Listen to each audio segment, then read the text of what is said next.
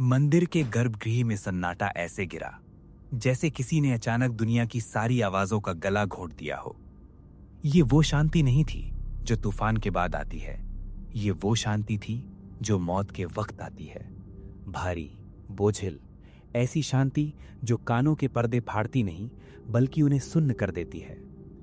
धुनी की लौ जो अब तक पागलों की तरह नाच रही थी, हवा को काट रही थी, वो एक झटके में थम गई, बिल्कुल सीधी, पत्थर की तरह स्थिर।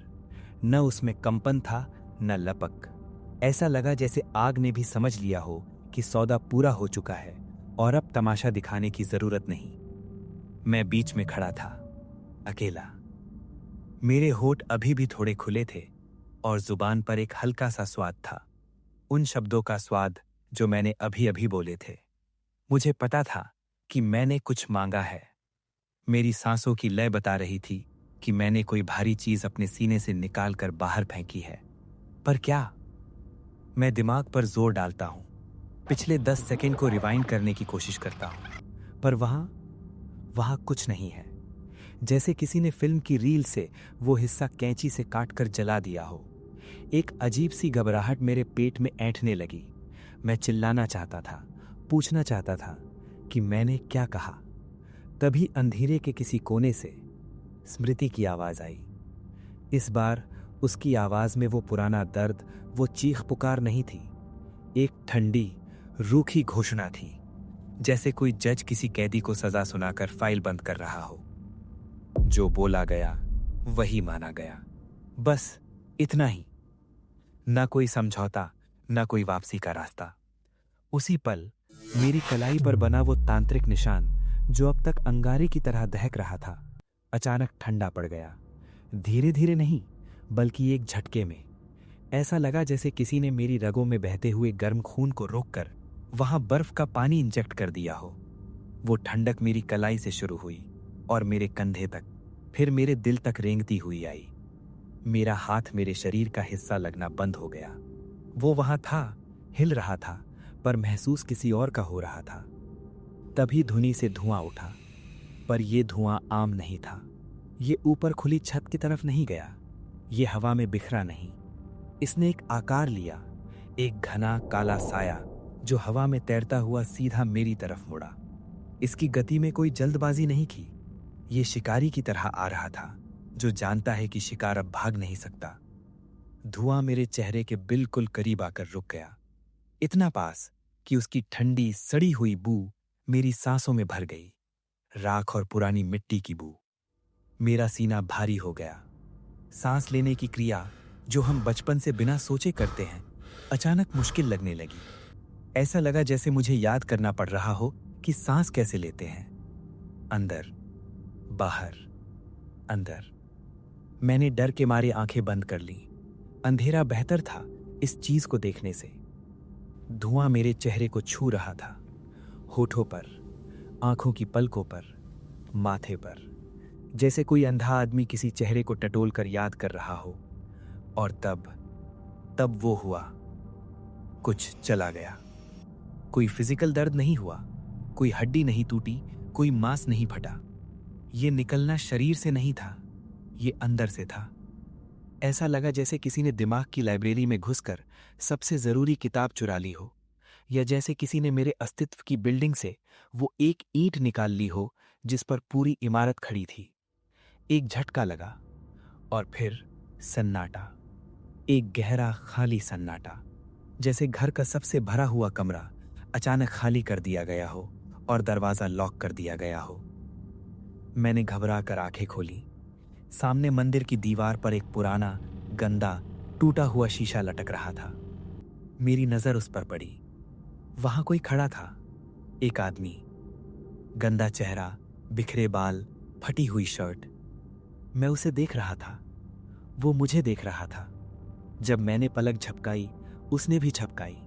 जब मैंने होठ हिलाए, उसने भी हिलाए। सब कुछ ठीक था, पर दिमाग में वो क्लिक नहीं हुआ। जब हम आईना देखते हैं तो दिमाग तुरंत कहता है कि ये मैं हूं, पर आज दिमाग खामोश था। वो चिल्ला रहा था कि ये कौन है। एक दहशत जो मौत के डर से भी बड़ी थी मेरे गले में फंस गई। मैं अपने ही चेहरे को एक अजनबी की तरह देख रहा था। आंखें मेरी थीं, पर उनके पीछे जो झांक रहा था वो मैं नहीं था। जैसे तस्वीर वही हो, पर उसका कैप्शन मिट गया हो। मेरा हाथ कांपता हुआ उठा और मैंने अपने गाल को छुआ। उंगलियों ने स्किन को महसूस किया। गर्मी थी, पसीना था, दाढ़ी के छोटे बाल थे। टच रियल था, पर कनेक्शन टूट चुका था। मैंने बोलने की कोशिश की। मैं कौन? आवाज मेरे गले से ही निकली थी, पर सुनाई किसी और की दी, जैसे मैं किसी और की डबिंग सुन रहा हूं। ये आवाज मेरे अंदर से नहीं आ रही थी, बस शरीर से आ रही थी। मेरा मैं वहां से गायब हो चुका था। मैं लड़खड़ाकर 2 कदम पीछे हटा। मेरे पैरों में जान नहीं बची थी। धुनी की लौ अभी भी वैसी ही स्थिर खड़ी थी। उसे कोई फर्क नहीं पड़ता था कि यहां किसी की रूह का एक हिस्सा चुरा लिया गया है। तभी गुरु की आवाज आई। ये आवाज मंदिर की दीवारों से नहीं टकराई। ये सीधा मेरे खाली हो चुके दिमाग के अंदर गूंजी। जहां पहले मैं था, अब वह गुरु की आवाज के लिए जगह बन गई थी। अब याद रुकेगी। उन शब्दों में न कोई हमदर्दी थी, न कोई जीत का जश्न। सिर्फ एक ठंडा हिसाब था, जैसे किसी मुंशी ने बही खाते में एक ट्रांजैक्शन नोट कर लिया हो। बैलेंस शीट बराबर हो गई थी। मंदिर का भारी दरवाजा मेरे पीछे था। मैं किसी तरह गिरता पड़ता बाहर निकला। बाहर की हवा अलग थी। रात का वो भयानक तूफान, वो चीखें, वो आग का शोर सब गायब था। गांव बिल्कुल शांत था। एक ऐसी शांति जो शमशान में होती है जब चिता जल चुकी होती है। गलियों में जो तनाव जमा हुआ था वो पिघल रहा था। जलती हुई दीवारों से अब धुआं नहीं उठ रहा था। सब कुछ थम गया था। लोग अपने घरों के दरवाजों से, खिड़कियों की दरारों से झांक रहे थे। डरी हुई आंखें, थकी हुई आंखें। उनकी नजरें मुझ पर पड़ी। पहले तो वो मुझे युवराज समझकर देख रहे थे, पर फिर उनकी नजरों में एक कन्फ्यूजन आया। वो मुझे पहचान रहे थे, पर पूरा नहीं। जैसे वो किसी ऐसे आदमी को देख रहे हों जिसका चेहरा तो जाना पहचाना है, पर नाम याद नहीं आ रहा। मैं अब उनके लिए युवराज नहीं था। मैं उनके लिए कोई था। एक अजनबी भी नहीं और अपना भी नहीं। मैं आगे कदम बढ़ाया। स्मृति, जो अब तक मेरी पीठ पर एक बोझ की तरह लदी रहती थी, जो मुझे हर पल कोसती थी, उसके भार में कमी आ गई थी। ऐसा लगा जैसे किसी ने मेरे कंधों से मनो टन वजन उतारकर जमीन पर रख दिया हो। उसकी आवाज मेरे कान में आई, पर इस बार वो चीख नहीं रही थी। उसकी आवाज में एक अजीब सा सुकून था। अब मैं बंधन नहीं, रास्ता हूं, उसने फुसफुसाया। मैं कुछ पूछना चाहता था। पूछना चाहता था कि मेरा क्या होगा, मैं कौन हूं। पर सवाल दिमाग में बनते ही बिखर गए। सवाल पूछने के लिए खुद का होना जरूरी है, और वो खुद अब धुंधला पड़ चुका था।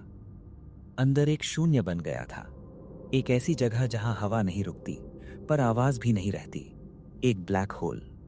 मैं चलता रहा। गांव पीछे छूट गया, या शायद मैं ही गांव से अलग हो गया था। रास्ते में बारिश के पानी का एक गड्ढा मिला। मैं वहीं रुक गया। बादलों के बीच से चांद की हल्की सी रोशनी उस गड्ढे पर पड़ रही थी। पानी शांत था, काला। मैं धीरे से झुका और उस गड्ढे में अपनी परछाई देखी। चेहरा वहां था, वही आंखें, वही नाक, पर पहचान नहीं बैठ रही थी। मैं जितनी कोशिश करता कि ये मैं हूं, दिमाग उतना ही इनकार करता। मैंने खुद को पहचानने की आखिरी कोशिश की, और मैं हार गया।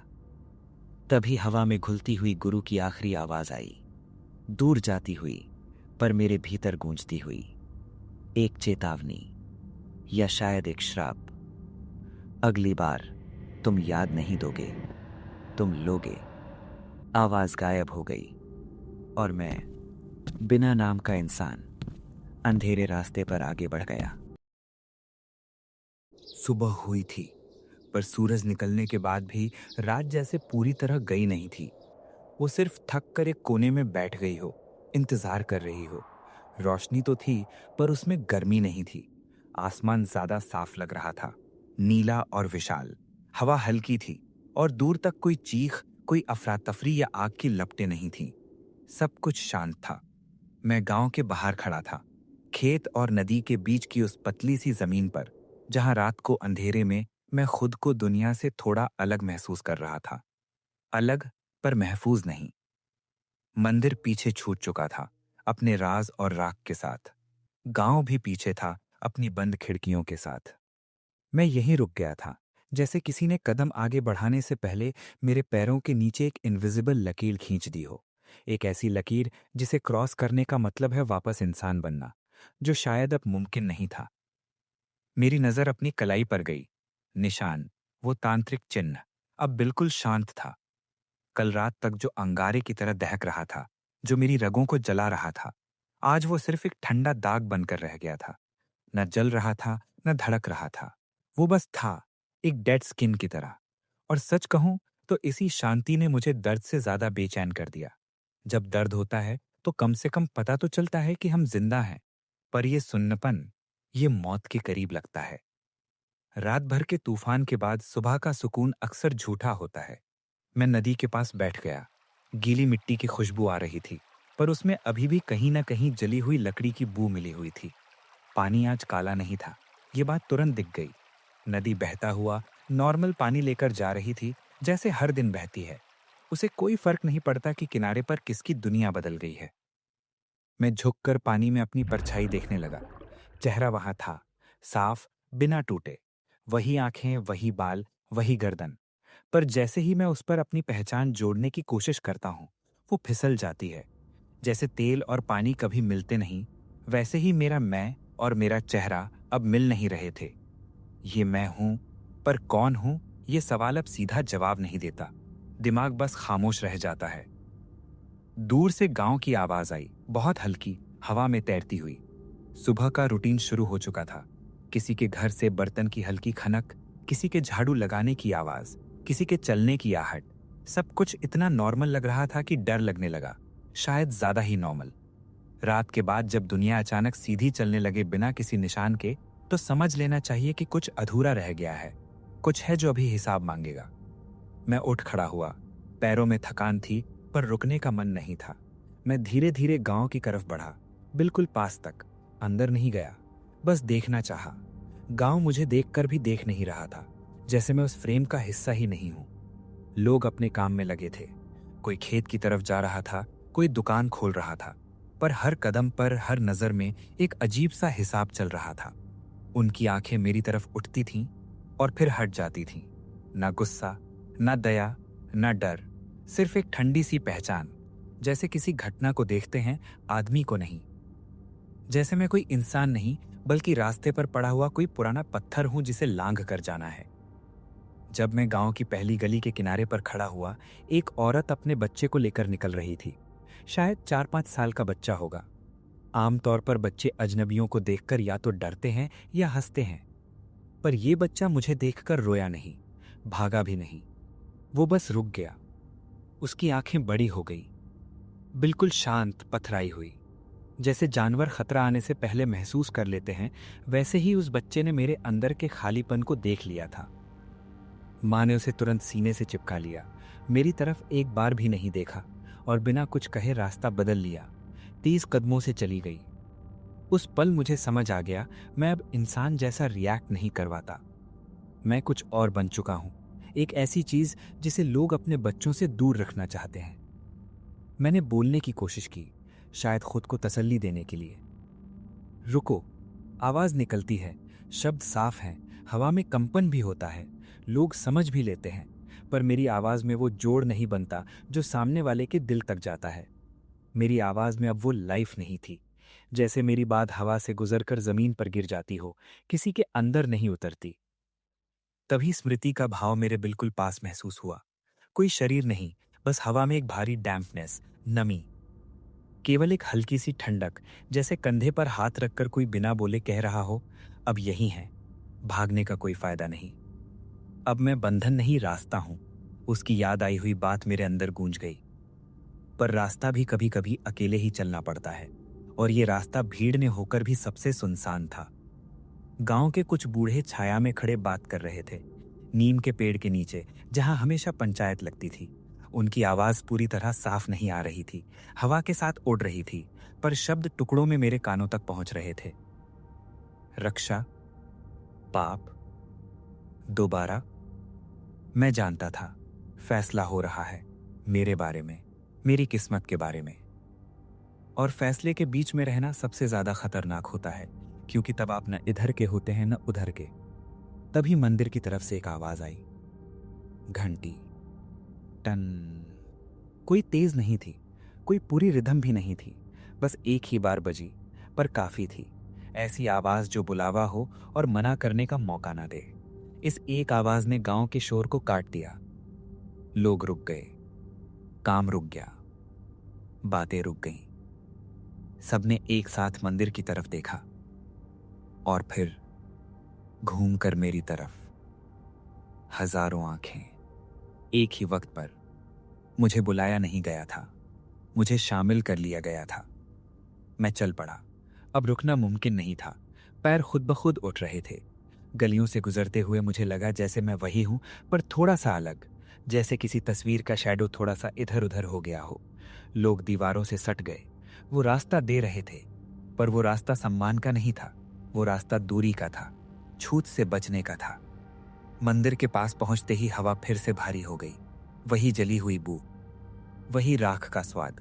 स्मृति का भाव गहरा हो गया, वार्निंग जैसा। मेरे कान के पर्दे पर दबाव बढ़ने लगा। आज फैसला होगा, इसने कहा, और पहली बार उसकी आवाज बिल्कुल साफ थी, दिमाग में नहीं, कान में। कौन सा? मैंने पूछा। जवाब नहीं आया, सिर्फ हवा की साई साई बची रही। मंदिर के चबूतरे पर बूढ़े इकट्ठा हो गए थे। कोई मंत्र नहीं पढ़ा जा रहा था, कोई पूजा की थाली नहीं थी, सिर्फ खामोशी। और वो खामोशी बोल रही थी। मैं बीच में खड़ा था, अकेला, पर महसूस ऐसा हो रहा था जैसे मैं वहां मौजूद ही नहीं हूं, जैसे मैं सिर्फ एक वस्तु हूं, एक वजह हूं जिस पर चर्चा हो रही है। एक बूढ़ा आगे आया। उसकी आंखें थकी हुई थीं, चेहरे पर झुर्रियां किसी पुराने नक्शे जैसी थीं। उसने मुझे देखा, पर आंख नहीं मिलाई। रात रुक गई, उसने कहा, फिर चली। भीड़ में से किसी ने धीरे से कहा, इसके बाद। किसी और ने कहा, इसके दाम पर। मतलब साफ था, मेरी बलि नहीं दी गई, पर कीमत चुकाई गई है। मैंने कुछ कहना चाहा, शायद सफाई देना चाहा, पर पहला नियम याद आया, झूठ बोल नहीं सकता। और सच, सच मेरे पास पूरा था ही नहीं। अधूरा सच झूठ से ज्यादा खतरनाक होता है। ये यही रहेगा? किसी ने पूछा। सवाल मुझसे नहीं था, सवाल मेरे बारे में था, जैसे मैं कोई आवारा जानवर हूं जिसका फैसला किया जा रहा हो। मंदिर की घंटी दोबारा बजी, इस बार थोड़ी लंबी। गूंज देर तक हवा में रही। उस गूंज के बीच स्मृति ने सिर्फ इतना कहा, तुम्हें याद रखा जाएगा, पर नाम से नहीं। मुझे समझ आ गया, गांव अपना फैसला कर चुका था। मैं अब रक्षक भी नहीं था, दोषी भी नहीं। मैं एक निशान था, एक जिंदा याद, एक चलता फिरता स्मारक, जिसे देखकर लोग डर याद रखेंगे। रात धीरे धीरे वापस आ रही थी। सूरज ढलने लगा था, परछाइयां लंबी हो रही थीं। इस बार अंधेरा जम नहीं रहा था, बस गिर रहा था, शांत नरम कंबल की तरह। गांव के लोग अपने घरों की तरफ लौट गए। दरवाजे बंद हुए, पर इस बार पहले जैसे डर के मारे नहीं, जैसे किसी ने चैन लगा दी हो, ताला नहीं। उन्हें पता था अब कुछ नहीं होगा। मैं मंदिर के बाहर खड़ा रहा, अकेला, पर पूरी तरह अकेला नहीं। मेरे अंदर कुछ बदल चुका था। गुरु की आवाज दूर से आई, बहुत दूर से, जैसे किसी गहरे कुएं या सपने के अंदर से। अब तुम लेने के करीब हो। मैंने गहरी सांस ली। हवा ठंडी थी, और पहली बार मुझे लगा, शायद जो चला गया, जो इंसानियत मुझसे छिन गई, उसकी जगह कुछ और आने वाला है।